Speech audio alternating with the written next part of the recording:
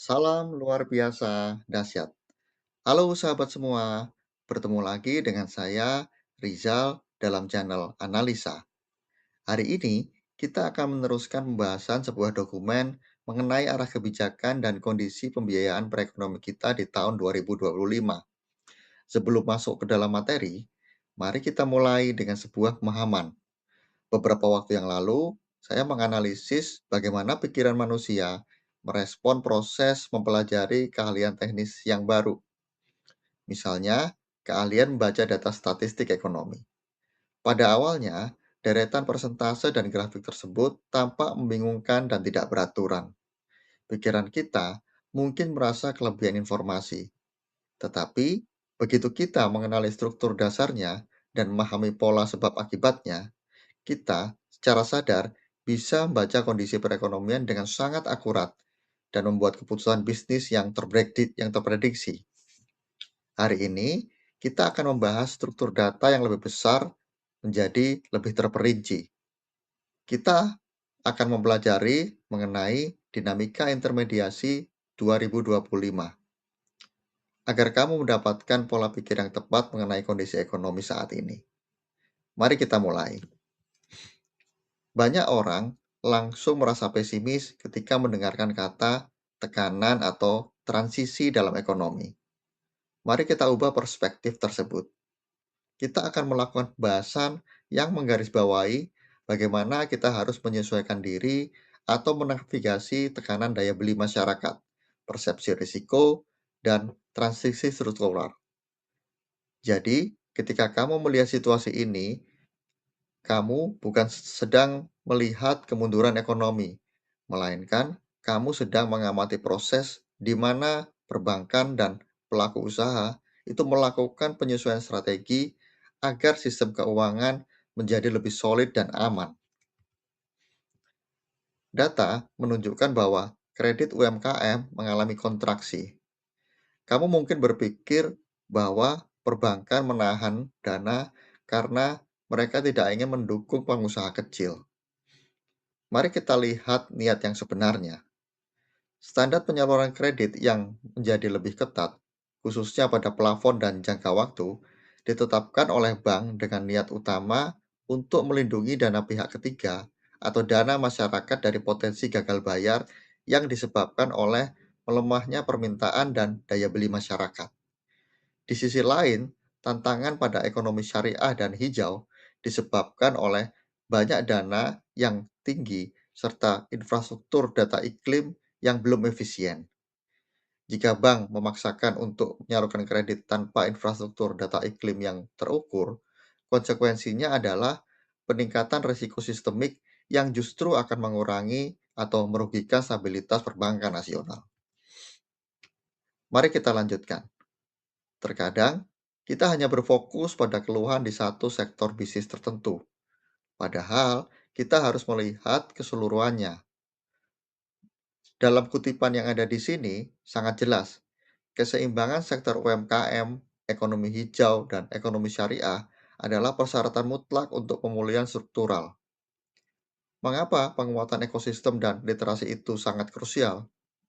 Karena tanpa adanya integrasi data yang akurat di lapangan, laju pertumbuhan pembiayaan akan terus tertahan oleh tingginya persepsi risiko dari pihak bank. Pemulihan ekonomi yang dilakukan secara inklusif dan berkelanjutan adalah tujuan akhir dari semua kebijakan pengetatan ini. Mari kita lanjutkan lagi. Terdapat rincian bahwa sektor perdagangan, sektor industri pengolahan, jasa, dan konstruksi itu mengalami perlambatan akibat penurunan permintaan dan kenaikan biaya operasional.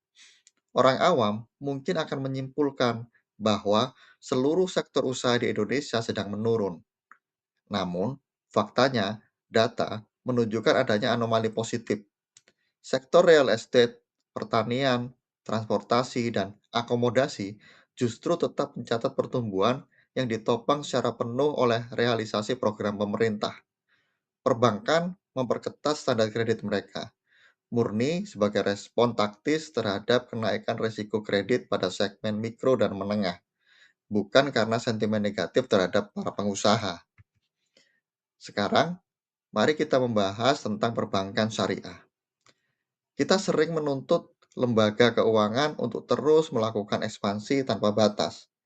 Namun, coba terapkan prinsip logika tersebut pada keuangan pribadi kamu.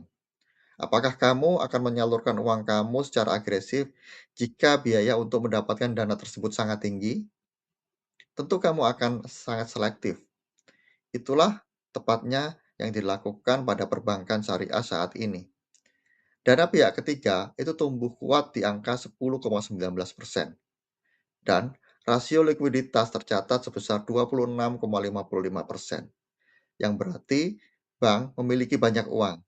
Namun, karena biaya dana relatif tinggi, strategi mereka bergeser ke arah prioritas perbaikan kualitas pembiayaan dan manajemen risiko. Bukti efektivitas strategi ini terlihat pada tingkat risiko pembiayaan yang sangat terkendali, yaitu NPF atau Non-Performing Finance di angka 2,16% dan Financial at Risk sebesar 8,17%. Selanjutnya, mari kita melihat sektor pembiayaan hijau. Sisi positifnya, kredit kendaraan bermotor berwawasan lingkungan itu meningkat karena adanya insentif pajak. Banyak pihak merasa bahwa jika ada insentif, maka semua sektor proyek hijau pasti mudah didanai. Kenyataannya, ada hierarki kriteria yang lebih positif dan lebih penting bagi bank daripada sekedar ketersediaan insentif, yaitu kesiapan proyek atau project readiness. Penyaluran dana terhambat oleh persyaratan due diligence bertaraf internasional, data iklim yang belum terintegrasi dalam keputusan bisnis, dan kurangnya kompetensi teknis SDM. Adanya ancaman manipulasi status ramah lingkungan atau greenwashing itu membuat validasi data yang akurat menjadi kriteria utama yang harus dipenuhi sebelum dana bisa disetujui. Mari kita lanjutkan. Kita melihat peta jalan kebijakan strategis. Jika kita memposisikan diri pada kerangka kerja Bank Indonesia, solusi untuk mengatasi semua kendala tadi tidak bisa dilakukan secara tunggal. Harus ada pendekatan lintas sektoral yang berfokus pada 3 pilar. Pilar yang pertama adalah memperkuat kebijakan makroprudensial ekonomi prudensial hijau dan tata kelola data iklim. Pilar yang kedua adalah mempercepat pemberdayaan UMKM melalui digitalisasi dan program bisnis matching. Dan pilar yang ketiga adalah mengintegrasikan keuangan syariah di sektor real melalui pengembangan klaster handal dan forum strategis seperti ISEF dan Besiar. Ini adalah struktur penyelesaian masalah yang sistematis untuk memastikan pembiayaan yang inklusif. Di sini, kesimpulannya sangat jelas. Pertumbuhan intermediasi di tahun 2025 secara esensial merefleksikan penerapan prinsip kehati-hatian atau prudence yang sangat ketat di tengah ketidakpastian daya beli masyarakat. Sikap kehati-hatian dari perbankan ini bukanlah sebuah kelemahan, melainkan sebuah metode untuk memastikan ketahanan sistem perbankan. Stabilitas sistem keuangan kita di masa depan kini sangat bergantung pada kolaborasi nyata antar lintas sektor dalam mengatasi persepsi risiko tinggi serta upaya untuk melengkapi infrastruktur data secara komprehensif. Sistem ekonomi makro dan persyaratan perbankan mungkin terlihat memiliki aturan yang rumit pada saat pertama kali kamu melihatnya. Namun, setelah kamu mengenali polanya dan mengetahui bagaimana perbankan menilai risiko serta jenis kelengkapan data apa yang mereka perlukan, kamu dapat memposisikan usaha kamu untuk terus berjalan dengan tingkat prediktabilitas yang sangat tinggi dan akurat. Pemahaman pola ini memberikan kamu kendali penuh atas arah keputusan finansial yang kamu buat.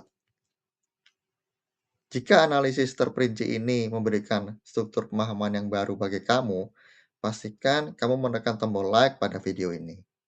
Share video ini kepada rekan-rekan pengusaha atau siapapun yang membutuhkan perspektif ekonomi yang berbasis data. Ingat untuk subscribe ke channel ini agar kamu selalu mendapatkan analisis yang mendalam dan silakan berikan pendapat atau pernyataan kamu di kolom komentar di bawah. Terima kasih sudah menyimak video ini sampai dengan akhir dan sampai jumpa pada video analisa selanjutnya.